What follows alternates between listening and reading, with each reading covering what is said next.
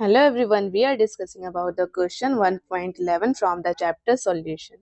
And the question is, why do gases always tend to be less soluble in liquids as the temperature is raised?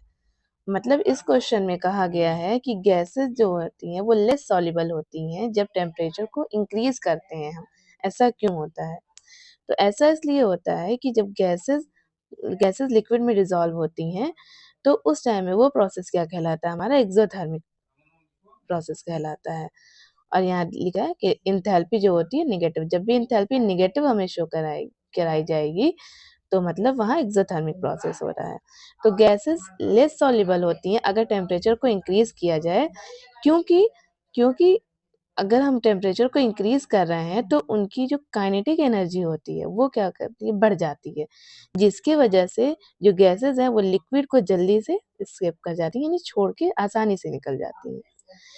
तो क्योंकि ये reaction usually exothermic reaction होता है, तो according to Lee चैटेलियर principal का मतलब होता है कि किसी भी रिएक्शन में अगर कोई चेंजिंग आ रही है तो वो इसे रेजिस्ट करता है, यानी उसे रोकता है। यानी रिएक्शन अगर फॉरवर्ड में है, उसमें कोई चेंजिंग आ रही है तो रिएक्शन को वो बैकवर्ड कर देगा। अगर रिएक्शन बैकवर्ड में है तो वो चेंजिंग पे वो रिएक्शन को अपोजिट साइड कर देगा।